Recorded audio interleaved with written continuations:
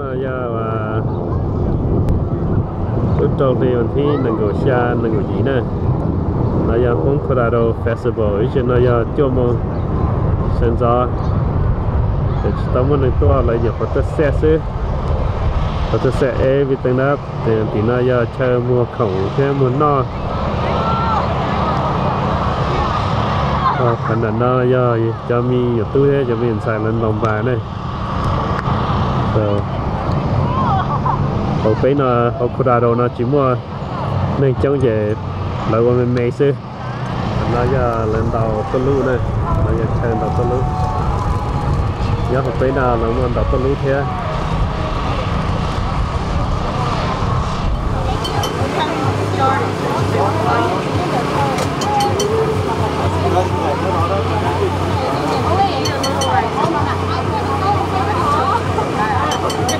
nhưng mà nó bỏ cái ép này nè. Nhưng mà tôi có sao xe đâu nữa. Không có đó. Đấy, đấy là chùa cũng dễ như đấy, chùa đấy. Lấy gió thôi sao xe đó. Ai tí mà gì luôn á.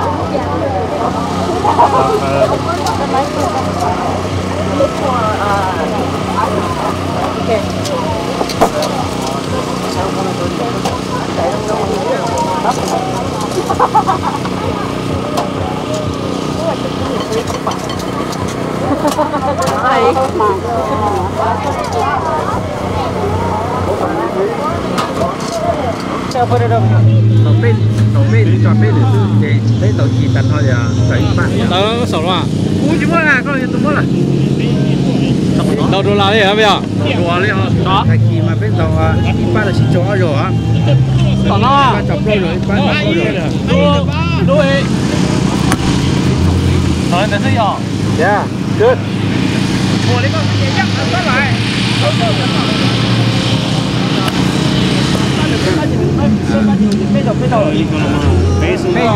Bây giờ cái gì chọn bây giờ ra. Cái gì nữa hả? Đấy là ban đầu chị ta thon nó. Chị cái gì mà tàu quân gì? Tôi đây sao? Đây, sao rồi? Cú tàu ta, cú cho ta, cú tàu.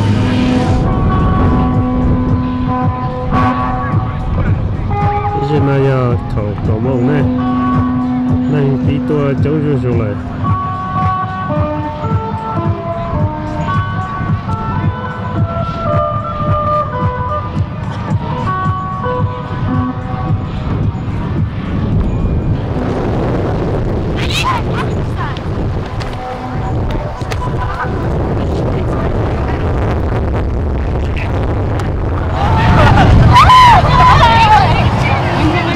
tôi không nói này hôm nay mà sao thì nó lại đi kia nữa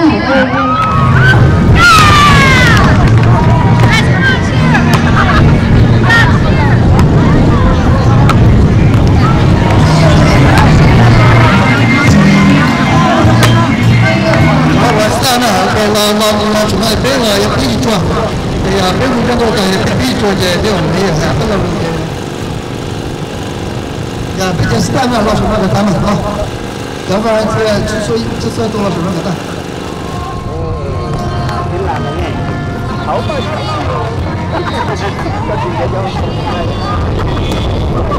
Bạn á, chỗ này nó dùng một công hay một công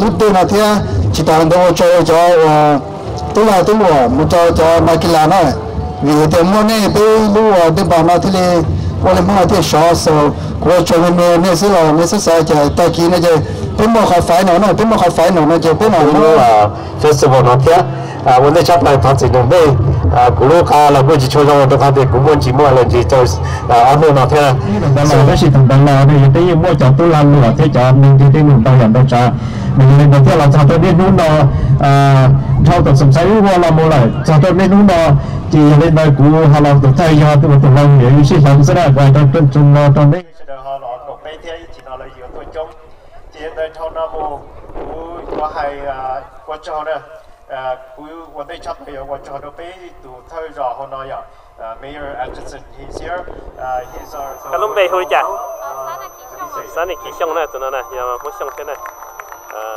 she's Miss Hmong Colorado 2014 thank you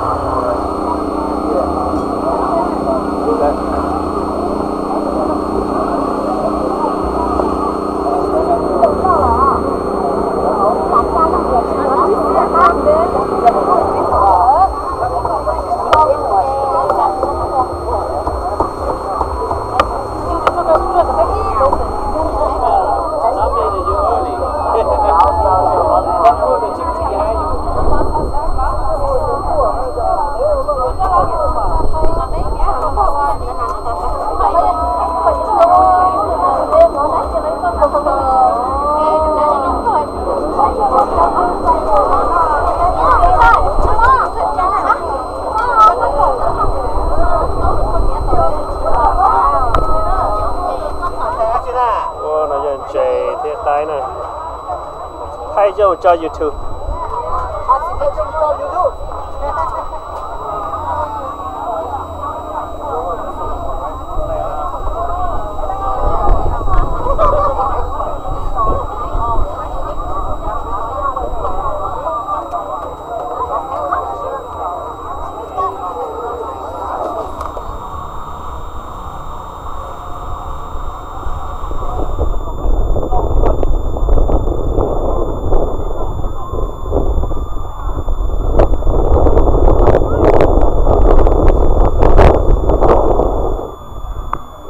giặc cơ nè